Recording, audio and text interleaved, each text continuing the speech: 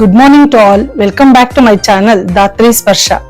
ಹೆರಿಗೆ ಸಮಯದಲ್ಲಿ ಅಥವಾ ಗರ್ಭಿಣಿ ಇರುವಾಗ ಬ್ರೀತಿಂಗ್ ಟೆಕ್ನಿಕ್ಸ್ ನ ಫಾಲೋ ಮಾಡೋದು ಎಷ್ಟು ಇಂಪಾರ್ಟೆಂಟ್, ಯಾಕೆ ನಾವು ಬ್ರೀತಿಂಗ್ ಟೆಕ್ನಿಕ್ ಬಗ್ಗೆ ತುಂಬಾ ಗಮನ ಕೊಡಬೇಕು ಅಂತ ಈ ವಿಡಿಯೋ ಮುಖಾಂತರ ನಿಮ್ಗೆ ಹೇಳ್ತೀನಿ. ಈ ಬ್ರೀತಿಂಗ್ ಟೆಕ್ನಿಕ್ ಇಂದ ಮದರ್ ರಿಲ್ಯಾಕ್ಸೇಷನ್ ಹೋಗುತ್ತೆ. ಅಂದ್ರೆ ನಿಮ್ಗೆ ಗೊತ್ತಿರೋ ಹಾಗೆ ಹೆರಿಗೆ ಸಮಯದಲ್ಲಿ ಸಾಕಷ್ಟು ನೋವನ್ನ ಅನುಭವಿಸ್ತಾ ಇರ್ತಾಳೆ, ಸಾಕಷ್ಟು ಭಯ ಇರುತ್ತೆ.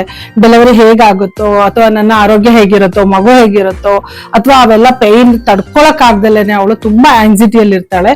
ಈ ಟೈಮ್ ಅಲ್ಲಿ ನಾವು ಬ್ರೀತಿಂಗ್ ಟೆಕ್ನಿಕ್ಸ್ ನ ಅವಳಿಗೆ ಹೇಳ್ಕೊಟ್ಟು ಅದನ್ನ ಫಾಲೋ ಮಾಡಿಸೋದ್ರಿಂದ ಅವಳ ಮೈಂಡ್ ರಿಲ್ಯಾಕ್ಸೇಷನ್ಗೆ ಹೋಗುತ್ತೆ, ಹಾಗೂ ಫೀಟಲ್ ಡಿಸ್ಟ್ರೆಸ್ ಆಗೋದನ್ನ ತಡೆಗಟ್ಟುತ್ತೆ. ನಿಮ್ಗೆ ಗೊತ್ತಿರೋ ಹಾಗೆ ಅವಳು ತುಂಬಾ ಭಯ ಆದ್ರೆ ಅಥವಾ ಅವಳಿಗೆ ಏನೇನೋ ಯೋಚನೆಗಳು ಬಂದ್ರೆ ಅವಳಲ್ಲಿ ಸಾಕಷ್ಟು ಸಹಜ ಹೆರಿಗೆ ಆಗ್ಲಿಕ್ಕೆ ಕಷ್ಟ ಆಗತ್ತೆ.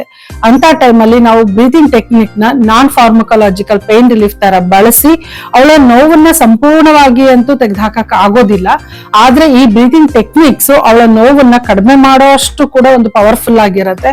ಹಾಗಾಗಿ ನಾವು ಈ ಬ್ರೀತಿಂಗ್ ಟೆಕ್ನಿಕ್ ನ ನಾವು ಫಾಲೋ ಮಾಡಬೇಕು. ಹೆರಿಗೆ ಸಮಯದಲ್ಲಿ ಅಥವಾ ಪ್ರೆಗ್ನೆಂಟ್ ಅಲ್ಲೂ ಕೂಡ ನಾವು ಇದನ್ನ ಬಳಸಬಹುದು. ನಾನಿವತ್ತು ತುಂಬಾ ಸಿಂಪಲ್ ಆಗಿರ್ತಕ್ಕಂತ 3 ಬ್ರೀತಿಂಗ್ ಟೆಕ್ನಿಕ್ಸ್ ನ ನಿಮ್ಗೆ ಹೇಳ್ಕೊಡ್ತಾ ಇದ್ದೀನಿ.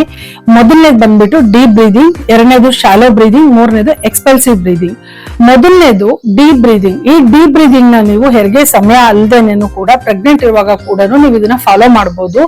ದಿನದಲ್ಲಿ ಒಂದು 5 ನಿಮಿಷ ನಿಮ್ಗೆ ಮೆಡಿಟೇಷನ್ ಮಾಡ್ಬೇಕು ಅಂತ ಅನಿಸಿದಾಗ ಅಥವಾ ನಿಮ್ ಯಾವ್ದೋ ಒಂದು ದೇವ್ರನ್ನ ನೆನೆಸ್ಕೊಂಡು ಒಂದು ಮೆಡಿಟೇಷನ್ ಮ್ಯೂಸಿಕ್ ನ ಹಾಕೊಂಡು ಇದನ್ನ ಪ್ರಾಕ್ಟೀಸ್ ಮಾಡೋದ್ರಿಂದ ನಿಮ್ಮ ಮಗುಗೆ ತುಂಬಾ ಚೆನ್ನಾಗಿ ಆಕ್ಸಿಜನ್ ಸಪ್ಲೈ ಆಗುತ್ತೆ, ನಿಮ್ಮ ಮೈಂಡು ಕೂಡ ತುಂಬಾ ರಿಲ್ಯಾಕ್ಸೇಷನ್ಗೆ ಹೋಗುತ್ತೆ.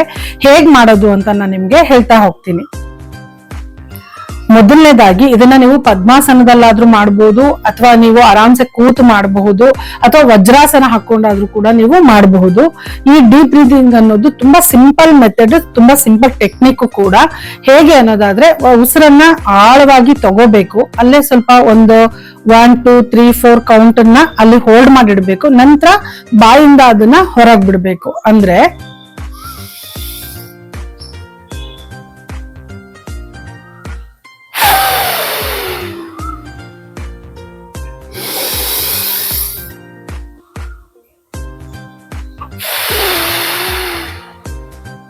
ಈ ತರ ಮಾಡೋದ್ರಿಂದ ಮನಸ್ಸು ಕೂಡ ತುಂಬಾ ರಿಲ್ಯಾಕ್ಸೇಷನ್ ಆಗತ್ತೆ, ಮಗುಗೆ ಆಕ್ಸಿಜನ್ ಸಪ್ಲೈ ಆಗತ್ತೆ.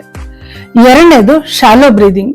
ಇನ್ನೇನ್ ಹೆರಿಗೆ ನೋವು ಸ್ಟಾರ್ಟ್ ಆಗ್ತಾ ಇದೆ, ನನ್ಗೆ ಆಗ್ತಾ ಇಲ್ಲ, ಸುಸ್ತಾಗ್ತಾ ಇದೆ, ಅಥವಾ ಹೇಗೋ ನನ್ಗೆ ಇದನ್ನ ಮ್ಯಾನೇಜ್ ಮಾಡ್ಕೊಳಕ್ ಆಗ್ತಿಲ್ಲ ಅಂದಾಗ ಈ ಬ್ರೀತಿಂಗ್ ನ ನೀವು ಯೂಸ್ ಮಾಡಬಹುದು. ಹೇಗೆ ಅನ್ನೋದಾದ್ರೆ ಇದನ್ನ ಶಾರ್ಟ್ ಬ್ರೀತ್ ಅಂತಾನು ನಾವು ಕರಿತೀವಿ. ಅಂದ್ರೆ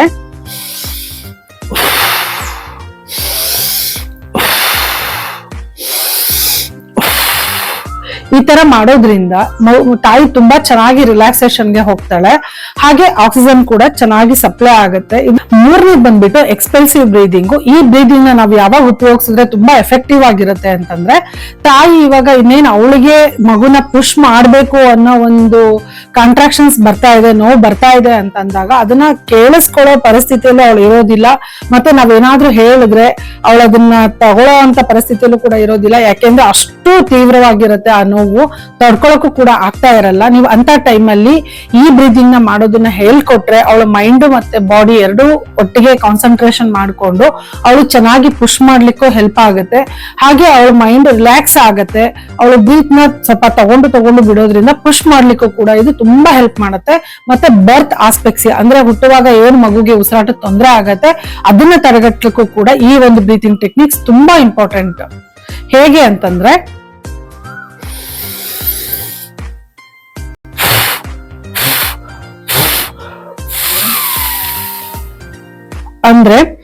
ಆಳವಾಗಿ ಒಂದು ಉಸಿರನ್ನ ತಗೊಂಡು 3 ಶಾರ್ಟ್ ಬ್ರೀತ್ ನ ಹೊರಗಡೆ ಹಾಕಿ ನಂತರ ಒಂದು ಲಾಂಗ್ ಬ್ರೀತ್ ನ ಹೊರಗಡೆ ಹಾಕೋದನ್ನ ನಾವು ಎಕ್ಸ್ಪೆಲ್ಸಿವ್ ಬ್ರೀದಿಂಗ್ ಅಂತ ಅಂತೀವಿ. ಇದು ಕೂಡ ತುಂಬಾ ಇಂಪಾರ್ಟೆಂಟ್. ಇದು ಕೂಡ ತುಂಬಾ ರಿಲ್ಯಾಕ್ಸೇಷನ್ ಮಾಡುತ್ತೆ, ಮಗುಗೆ ಹೆಲ್ಪ್ ಮಾಡುತ್ತೆ. ಬ್ರೀದಿಂಗ್ ಟೆಕ್ನಿಕ್ಸ್ ನ ಇಂಥ ಸಮಯದಲ್ಲೇ ಬಳಸಬೇಕು, ಈ ನೋವಿಗೆ ಬಳಸಬೇಕು ಅಂತ ಯಾವುದೇ ರೀತಿಯ ಒಂದು ರಿಸರ್ಚ್ ಎವಿಡೆನ್ಸ್ ಇರೋದಿಲ್ಲ. ಆದ್ರೆ ಈ ಬ್ರೀದಿಂಗ್ ಟೆಕ್ನಿಕ್ಸ್ ನ ಬಳಸೋದ್ರಿಂದ ಹೆರಿಗೆ ಸಮಯದಲ್ಲಿ ತುಂಬಾ ಅನುಕೂಲ ಆಗತ್ತೆ. ಮತ್ತೆ ಅವಳಿಗೆ ಒಂದು ರಿಲ್ಯಾಕ್ಸೇಷನ್ ಮೋಡ್ಗೆ ತಗೊಂಡೋಗ್ಲಿಕ್ಕೆ ಇದು ತುಂಬಾ ವರ್ಕ್ ಮಾಡುತ್ತೆ ಅನ್ನೋ ಅನ್ನೋ ಕಾರಣಕ್ಕಾಗಿ ನಾವು ಈ ಬ್ರೀತಿಂಗ್ ಟೆಕ್ನಿಕ್ಸ್ ನ ಅವಳಿಗೆ ಗರ್ಭಿಣಿಯಲ್ಲಿಯೇ ನಾವು ಹೇಳ್ಕೊಡ್ಬೇಕು.